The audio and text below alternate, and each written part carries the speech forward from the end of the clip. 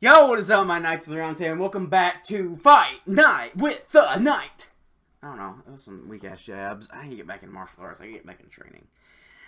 This was requested by Donovan Hadley. This is Joker from Persona, not to be confused with the Joker versus Solid Snake from Metal Gear. I don't have plans to play Persona. Persona does not look like my type of game. Seems like a lot to do, I got enough games coming out this year. I just cannot make room for a game that long with that many choices. I suck at that.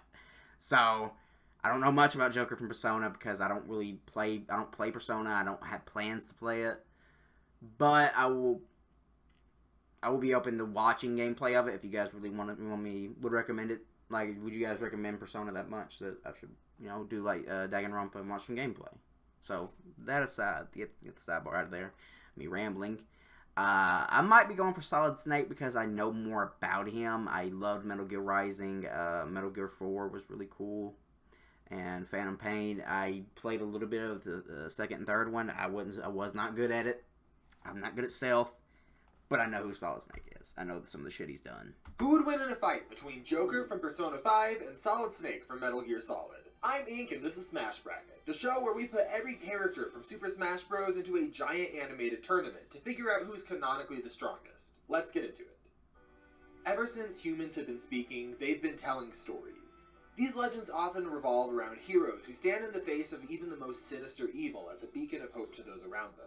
One of the greatest modern hero tales is about the Phantom Thieves of Heart, who fought corruption wherever they found it and protected the innocent. And it all started with an unassuming Japanese high schooler named Ren Amamiya. Ren lived a pretty standard small-town life, but his whole world was turned on its head when Ren came across a drunken man assaulting a young woman. He immediately jumped into action and pushed the man to the ground, saving the woman. But unfortunately, it turned out that the man that he'd pushed over was a powerful political figure in the city. And soon Ren found himself arrested for assault and forced to leave his hometown entirely. He moved to a new high school in Tokyo and lived in the attic of a coffee shop. But despite the new environment, Ren found that he was far from being able to have a fresh start. Rumors quickly spread, and his reputation of being a criminal followed him, causing everybody that he met to see him with a distorted lens. Everybody, that is, except for his classmate Ryuji Sakamoto. Much like Ren, Ryuji had also been unfairly beaten down for speaking out against corruption in high places. In his case, it was the local gym teacher, Kamoshida. This guy beat down and threatened anyone who questioned his authority as a gym teacher, and would regularly assault his students. As Ren and Ryuji swapped stories about the adults who had wronged them, they suddenly found their school looking a lot more evil castle-y than usual. Yeah! What had once been a normal Japanese high school was now a massive fortress, protected by armed knights and ruled by Ryuji's gym teacher, Kamoshida, who had seemingly traded in his gym pants for a crown and cape. Unbeknownst to them, Ren and Ryuji had entered the metaverse, which in this world isn't a creepy VR offshoot of Facebook, but rather a mirror dimension shaped by human consciousness. We can get into the logistics of this a little bit later, but for now, all you need to know is that Ren and Ryuji were within a physical manifestation of Kamoshida's evil desires, a place called a palace. And in this twisted reality, each of Kamoshida's corrupted thoughts were actualized. He was the king, and everybody else was there to serve him and him alone. Upon discovering the pair, Kamoshida restrained Ren and beat Ryuji within an inch of his life as he prepared to execute the two. But even though the odds were totally stacked against him and his chances of victory were almost none, Ren refused to sit by idly and watch an innocent person be hurt. Unfortunately, he just wasn't strong enough to rebel by himself. And it was at this low point, when all seemed totally lost, that Ren heard a voice within himself, offering him a new power if he would vow to use it to destroy evil wherever he saw it, no matter the source. And by accepting this, Ren awoke to the power of Persona. This new power allowed him to manifest a physical form of his own desires, which in his case was an abstract version of Arsene, the gentleman thief. And together they fought to take down Kamoshida and free Ryuji from danger. And with this newfound power, Ren soon helped Ryuji awaken to his own persona. And with the help of some friends they met along the way, they swore to destroy the evil desires of corrupt individuals and leave society for the better. As a group, they took on the name the Phantom Thieves of Heart. As a Phantom Thief, Ren became known as Joker. While Ren was somewhat meek and reserved, Joker was brash, stylish, and left his mark wherever he went, announcing his targets with calling cards. Joker would use his power to change the hearts of the evil and force them to confess their crimes to the world. Now, while he can change someone's desires, to truly understand how Joker's powers work, we need to dig a bit deeper into Persona lore. So settle in and make a bowl of ramen, because things are about to get complicated. At the core of all it can't get worse. Beyond space and time exists a place called the Sea of Souls, also known as the collective unconscious. Okay. This dimension essentially functions as the hub of all human cognition. Before people are born into the world, their souls are formed here, with a deep connection to all humans who came before them and all who would come after them. But it's not just human beings who are formed here. Every single legend, every story, and every thought that a human ever has had or ever will have are also stored here, and they take shape to match human perception. For example, if ancient humans heard a thunder strike and decided to tell the story of Thor, the god of thunder, Thor would begin to take shape as an actual entity within the collective unconscious. These beings shaped by human thought are called demons. What? And they can be summoned into the metaverse and material world in a variety of ways. One of these ways is through their connection to each individual human's cognition. Every single person has a part of their personality that they wear as a mask for everybody to see. Oh, like the mask. For example, You all wear on YouTube, masks. I put up the appearance of being upbeat and outgoing, but people also have aspects of their personality that they suppress. For example, I think that we should put more fruit on pizza besides just pineapple. This suppressed part of oneself is called a shadow. And in the metaverse, a shadow can take shape into whatever demon most closely fits it. By confronting one shadow, a person can harness the power of a persona, which is like the ultimate manifestation of somebody's personality. Like the Penguin. Anything and everything could be a persona, but the most common ones come from real-life folklore and legends. Joker, for example, believes that somebody's social status shouldn't exempt them from needing to live a good life. And so his persona manifested as Arsène, the French gentleman thief who stole from the rich and greedy, with a gift for stylish showmanship, all while facing off against the greatest minds in the world, like the famous detective Sherlock Holmes. Oh, I love copyright law. While most people can only manifest and use a single persona, some rare individuals, called wildcards, can use every persona. And Joker is one of these wildcards. Joker's Not our only actual can he tap into the wild legends card of in Arsène, real life. but he can also fight with some of history's most famous figures from legends and mythology, like Thor, Odin, Jack Frost, or even Satan. These different personas can alter Joker's physical attributes as well, giving him the power, speed, and abilities of whatever persona he's using. The mechanics of these abilities function much like the personas themselves. For example, let's take the basic fire attack, Agi. To use this power, Joker taps into humanity's perception of a fiery explosion and manifests that into reality. This like a powerful fucked up ability Green to Lantern channel ring. human cognition into reality shouldn't be underestimated. For example, the spell Cosmic Flare hits with humanity's concept of a quasar, which, to put it simply, is what happens when a black hole eats a galaxy and then converts it into a giant laser of radiation. He also has access to devastating attacks that can effortlessly wipe out city blocks. Not only is Joker capable of dealing out this damage, but he can also withstand it. Some exceptionally tough personas are naturally immune to certain types of damage and ailments, but through a combination of training, careful cultivation, and an item called the Omnipotent Orb, Joker is able to make all of his personas completely immune to almost all damage in his game, including physical damage and gunfire. He can also give his personas a passive trait called Iron Immunity that makes them immune to status ailments like sleep, brainwashing, or being frozen. But beyond just immunities, his personas also have the ability to augment his physical speed to the point where he can dodge lasers at relativistic speeds. And Joker, along with the other Phantom Thieves, always make sure to use this speed as stylishly as possible. Yeah. Such as when they move so fast during an all-out attack that time appears to stop entirely. Together, the Phantom Thieves have used this power to take out the most corrupt people in Japan. Joker really couldn't have done it all alone, though. His fellow Phantom Thieves are always there to have his back, either in battle like Ryuji, or from the sidelines like Oracle. Joker's girl in the chair who can give Joker support from afar, like breaking down an enemy's strengths and weaknesses. That being said, even on his own, Joker isn't exactly helpless. He has an ability called Third Eye that allows him to see objects of See through interest. invisibility. slow Oh, the so that's gonna fuck with Snake's cloaking. Makes baseball way easier. Perception of time, and gauge an enemy's general strength relative to his own at a glance. It can even see through invisibility. But abilities aside, Joker also has several things up his sleeve for equipment. Joker carries a couple of weapons on him, a trusty dagger and handgun.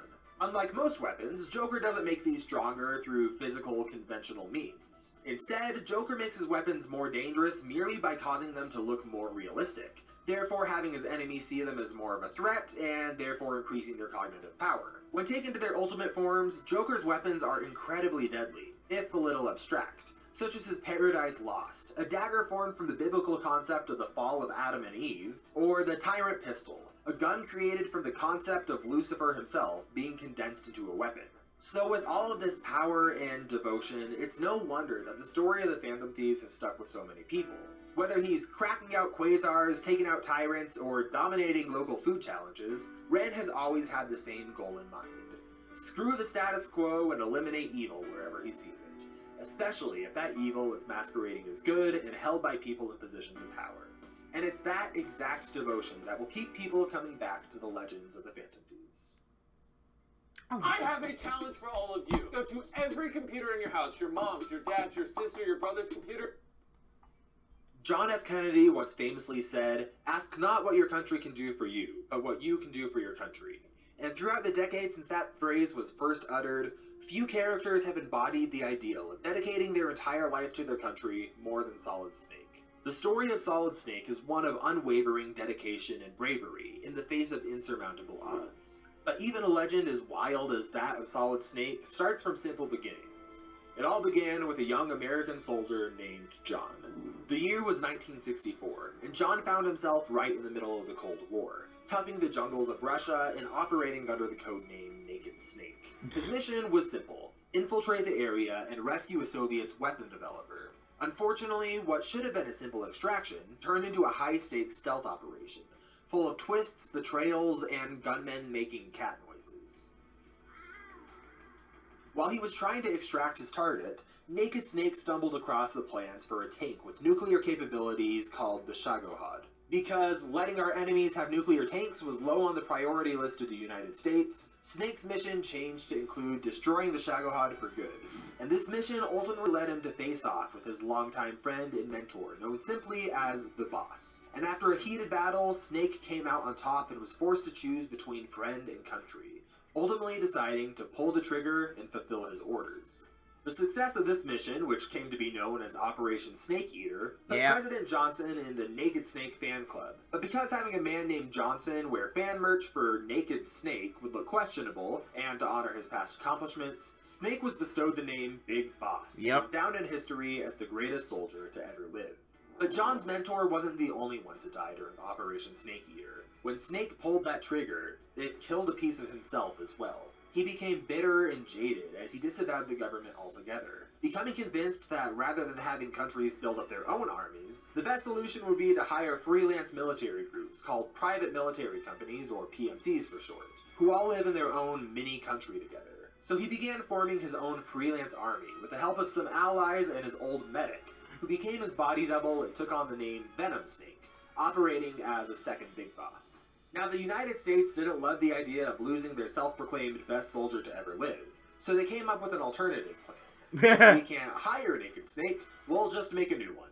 So the government did what any rational person would do in a situation like this. They had a top-secret Illuminati group called the Patriots start an underground operation to clone Big Boss without his consent or knowledge. They called this project Les Enfants Terribles.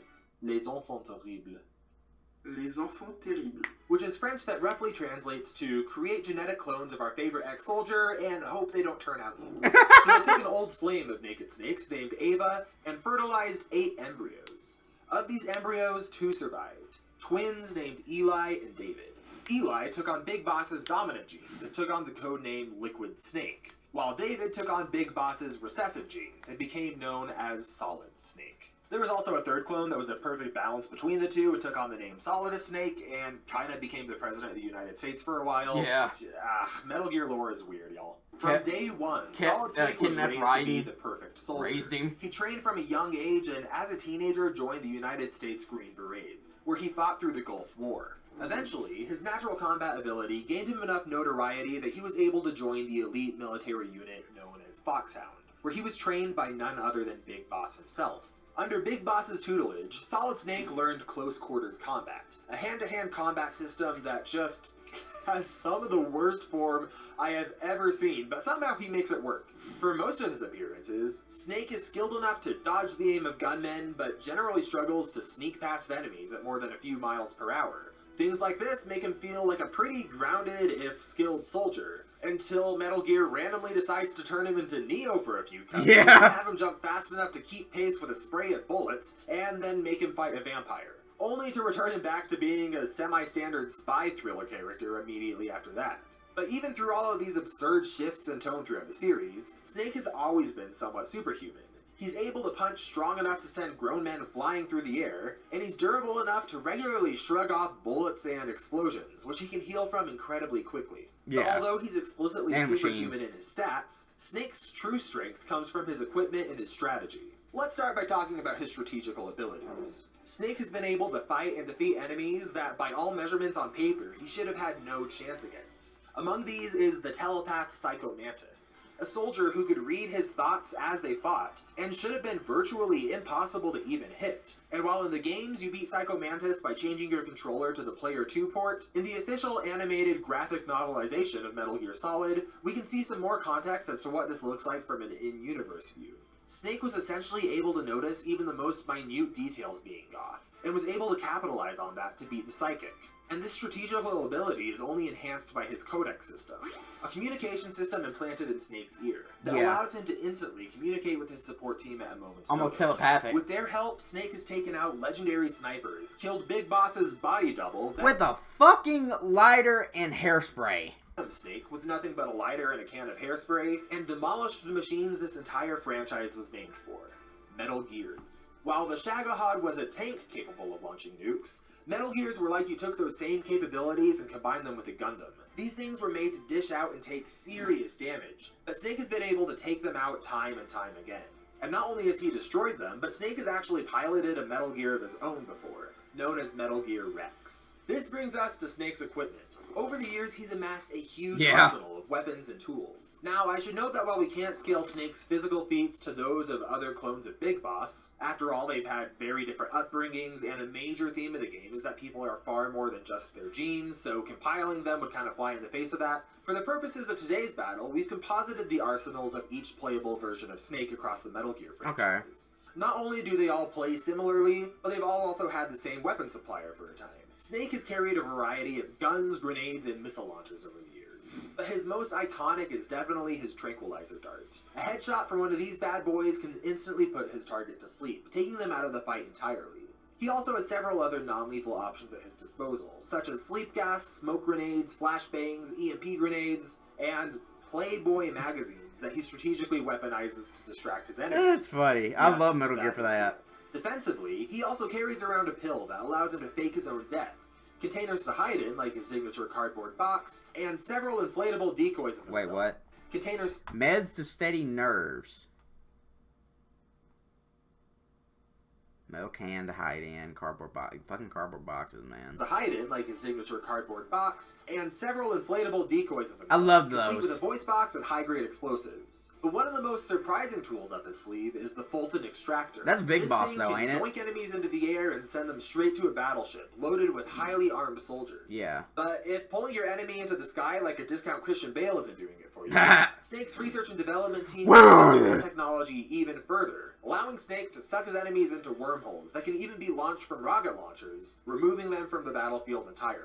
And What? this is where Snake really excels. He's no stranger going up against near impossible odds, but he's always been able to find a way around it by using his incredible strategic ability and ingenuity. But let's see if that's enough to let him take on his opponent for today, Joker. Okay, what's my... it seems Joker's more stacked, but Solid does have a history of overcoming the odds. So I'm going to ride with Solid, even though I think Joker's going to win. But I do have faith that Solid can clutch. But first, if you want to help support what we're doing here and keep our small channel alive, consider joining us on Patreon or YouTube membership. Each episode of Smash Bracket on average takes us over 200 hours to make as a team. Ad revenue is hard to sustain on a series that takes so long to put together, so having your support on either of these platforms is really the single best way you can help keep these episodes coming and make sure that we're able to finish this project all the way through to the end. But with that out of the way, let's get into the fight to find out who will win this round of the Smash Bracket. I knew there was Who an is ad coming. qualified. Let's get into it.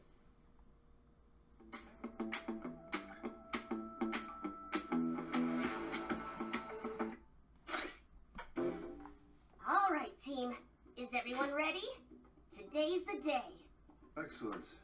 I've been looking forward to that buffet I've heard so much about. What? We're taking down a bad guy today. Why are you always so focused on food? Why not? Sorry, I spent all my money on art supplies after we were brought to this world. I've been stretching a bowl of ramen over the last 2 weeks. Ugh, dude.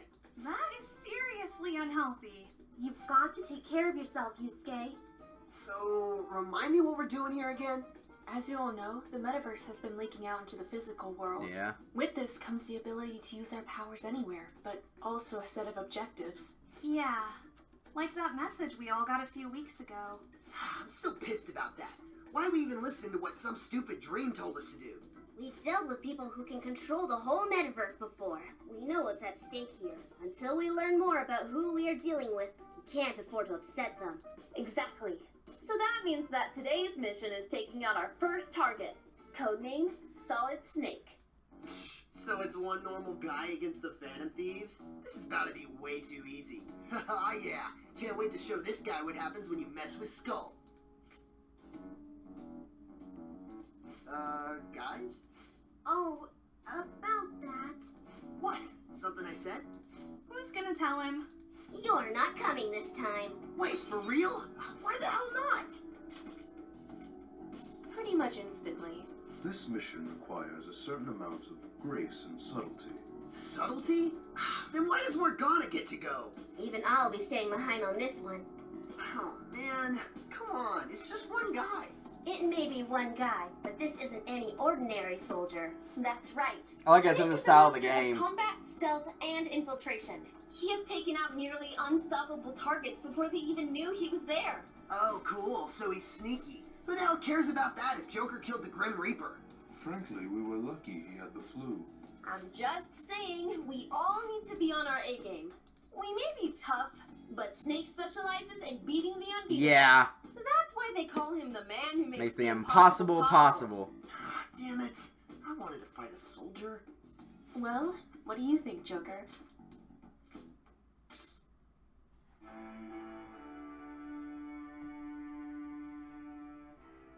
Come on, Snake. I have faith, baby. It's showtime. I don't see him. He probably already knows we're here. Stay sharp. Otacon, you didn't tell me we're gonna have to fight a bunch of kids in cosplay. Should we have dressed up for the occasion? This is no laughing matter, Snake. Those are the Phantom Thieves of Heart. They may look like children, but they are incredibly dangerous. So what have we got on them? Well, it's a little hard to That's a good solid Snake voice. There is a lot of conflicting information online about these guys. Even my normal information channels get thousands of hits for even vague search terms. Like drinking from a virtual fire hose. Someone wants to hide in plain sight. It does seem that way. But fortunately for us, I was able to put together an algorithm that checked for the credential of each page's author. Smart. You are looking at Carmen Takamani, Mo Kamatari, and Lupin Susanoo, aka Panther, Queen, and finally, your target, Joker. Joker? And you said this was a matter. So what can he do? The Phantom Thieves feed on cognition. They absorb your fears and guilt to grow stronger. Keep your head on straight, and don't trust your senses.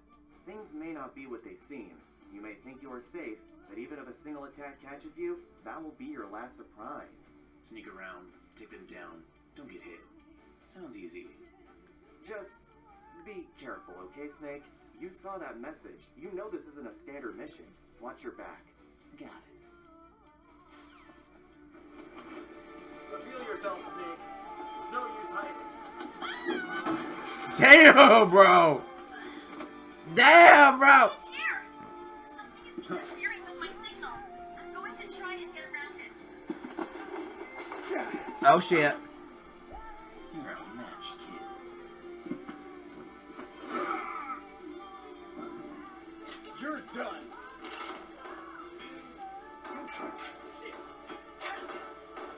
That's a weird sounding gun. Very silent.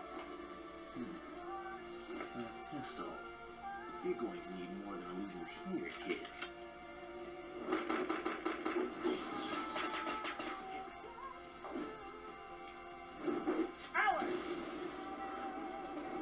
Alice in Wonderland.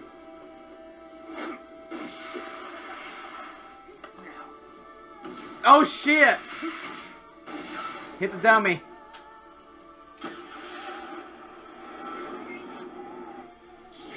Took her out of the fight. Jack Frost. He needs to chill out. Archon, you didn't tell me this guy had nanomachines. He I don't. haven't seen nanomachines like this before. Even Foxhound isn't this advanced. He just created a demon snowman, and I don't think his name is really Lupin. Or Alice. When I touched him, my arm felt like it didn't even connect. Even when I was punching that girl in the dress.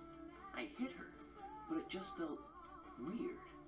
I don't think I'm actually hurting them. This is a problem, but nothing you can't handle. You have fought foes stronger than you before. Use your head, be creative, and whatever you do, don't... And cut. I almost had to use both of my hands to crack that one. That was a nice little communication jammer you hooked up. You're pretty good. One of the Phantom Thieves, I presume. Perhaps Mo Kamatari? Dude, Mokumatari is a copy. You guys took my fake leaks of line and sinker. You've really got to check your sources. Well played. Admit it, you got outplayed. I know everything about you, David. It seems like you did your homework. You knew about Otacon, and you got around our communication jammers. I'm just wondering what you did about the mobile nuclear launch pad, sitting right outside the building. Ha! Nice try, Snake. I've got the exact GPS coordinates of every Metal Gear on the planet. So you don't know. Just one button press and this building is gone. You're bluffing. I've seen the military's logs. Not everything is documented online. True. And about that jammer, we always bring a spare.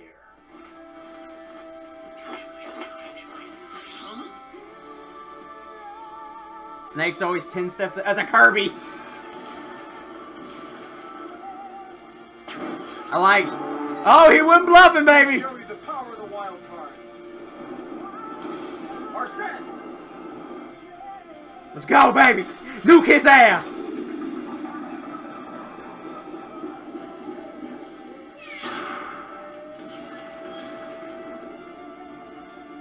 Oh, so. Oh, no. Beat him up!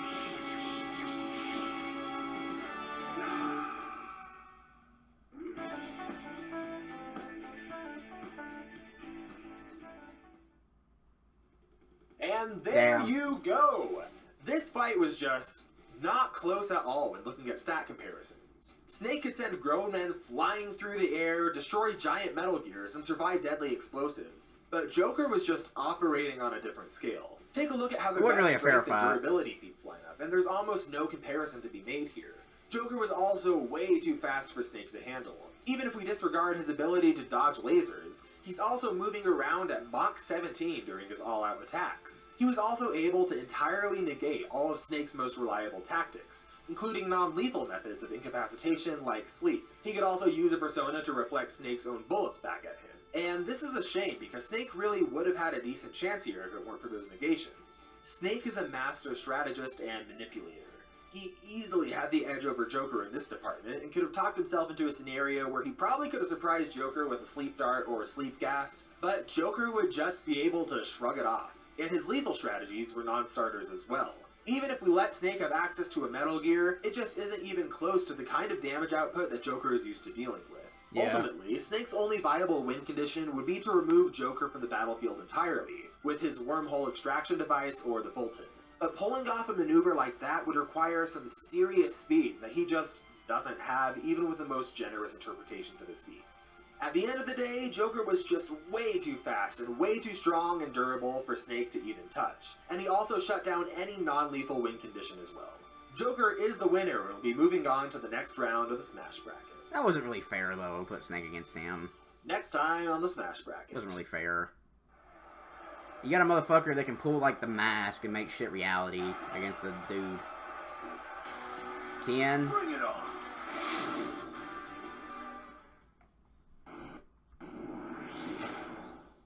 Hey, cover! Terry. Didn't Death Battle do that? I agree with the outcome. I kind of knew Joker was going to win. Like I said, I was just really pulling for Snake. Or pulled on Snake to clutch. But Snake was... I don't think this was a fight that needed to happen because it was really one-sided. Like, you got a motherfucker that can... he can materialize shit versus a dude. He's a... He like, Snake is not a normal person.